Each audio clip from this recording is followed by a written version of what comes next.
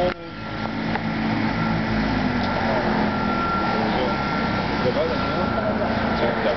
Hi, my name's Charles. How you doing? My name's Charles. How you making it? He's not working well up.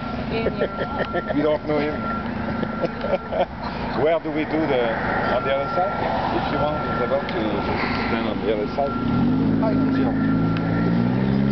And after that, we would like to take a picture of you, like you're going to travel to Ottawa, so we would like to take a picture of you coming in the car, entering in the car, and after that, at the airport, coming out of the car and coming in the airport, just to show your voyage here. Yeah, that's all right. You guys are not French, huh? You're talking with your hands. You're not French. I'm trying to get there before you. I need you right here, please. Michel, ici.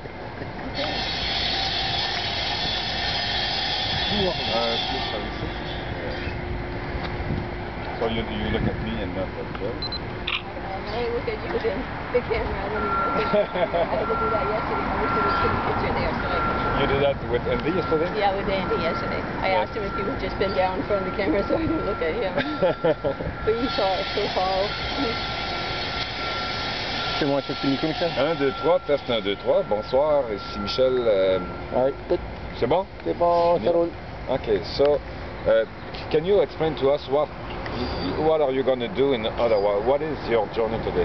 My journey today is to go to Ottawa to meet with Yvon Godin, our MP, the NDP of Activity Bathurst. We approached him in September with our concerns about the 15-passenger van, and he decided his team will do some research on it, and they did a draft in November, and then they realized how dangerous these vehicles are for children to be transported to after-school activities. And he proposed the bill. He's going to be introducing the bill in Ottawa on Thursday to ban 15-passenger vans from school use. So, do you have have you contacted people from the Conservative Party, the Liberals, the Bloc? Do you know if other parties will support the bill? Yes, we did. We did send them information so that they would know what is being presented in Ottawa. So they'll have this idea already to recognize this bill. But you don't have any feedback from them? No, I don't have any feedback yet. And why do you think it's important to have this bill, this national bill? Oh, there's many reasons why. The 15-passenger vehicle itself was manufactured as a cargo van. And then the industry decided that they're going to expand the van, put passengers in these vans, and no enforcement for protection for them. So if they even roll over, they would squash like a tin can. If there was sideswipe, there was no safety for the passengers and children who depend on adults to go in these vehicles, to be traveled in, that they would use the best vehicles for them for safety. Just like children that go to school every day from 8 to 4, what do they use? Yellow school buses.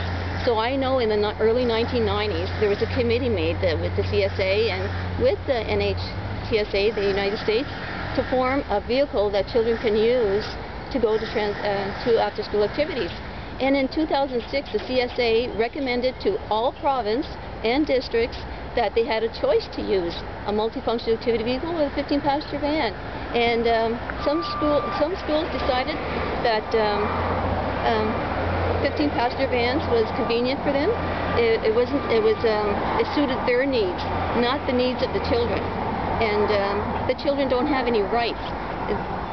They're depending on adults to keep them safe. And we as adults, yourself, myself, our government, they're all there to protect our children. And our children don't even know what type of vehicles they're going in, but we as adults do. And at the time of that tragedy, I didn't know anything about these vehicles, about 15-passenger vehicles.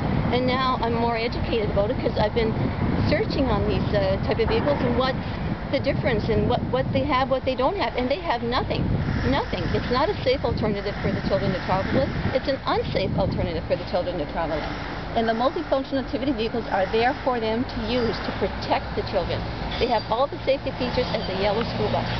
So we can wonder why, if it's so unsafe, why it's still legal to use them as transportation for kids. Well, this is where I like to ask the government that. because they're educated on these. You know, they sent it out to the province, they sent it to the districts, but they didn't send it to us parents. And, you know, the school could have sent us a bulletin saying, you know, these are the vehicles we've known since 2006 and even earlier in the 1990s that they were not safe for children. Parents are not aware of that, but, you know, the government, districts, you know, all those people knew that they chose not to tell parents to make us aware of this. We as parents should know what type of vehicle our children are being traveled in. And I really believe that if those changes were done in the past, before our children were in that vehicle that night, my son would still be standing here with me today. So why are you fighting so hard now? Like you fight with the provincial government, you fight with to have a coroner inquest and all that, and now you're in Ottawa, so you must be tired. Well, you know, there's so many issues, and the government, you know, they can only think a little bit at a time. We can only give them so much information. You know, first it was the coroner's inquest, then it was the RCM report and the collision, and then it was the tire issue. It took them 4 months before they decided to act on it, and our province didn't. You know, they put the pressure on Transport Canada to do that when they already did all these tests. You know, and us as parents had to go so far as to go to Continental Tires to get the data source, you know, to know exactly what type of tires on it. And everyone that we spoke to said it was winter tires, but only our government denied it, defend themselves, and they would not acknowledge it.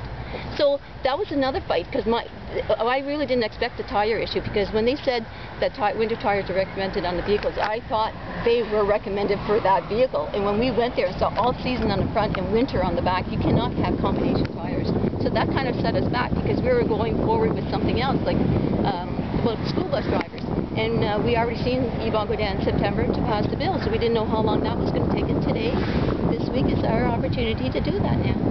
So there's always something that's important for children's safety that parents are not aware of, and this is where I feel it's important that parents are. And how far, or maybe how long, are you ready to fight? I'm going to fight until I know that every children are protected in the safest possible way. Our children were not. They didn't have that choice that night. They were in the worst fit on vehicle, plus the 15-passenger van that was not reinforced for safety for them. And I'm not going to stop until I know that everything I've done, and in memory of my son and all 7 boys, are honored, and that when they were killed in a 15-passenger van, that all the children in Canada can say we are protected because 7 innocent children died, and it's their voice that's speaking out and saying, protect all children. Thank you, Isabelle. You got her wound up enough. You did good. You did good, Isabelle. You did good.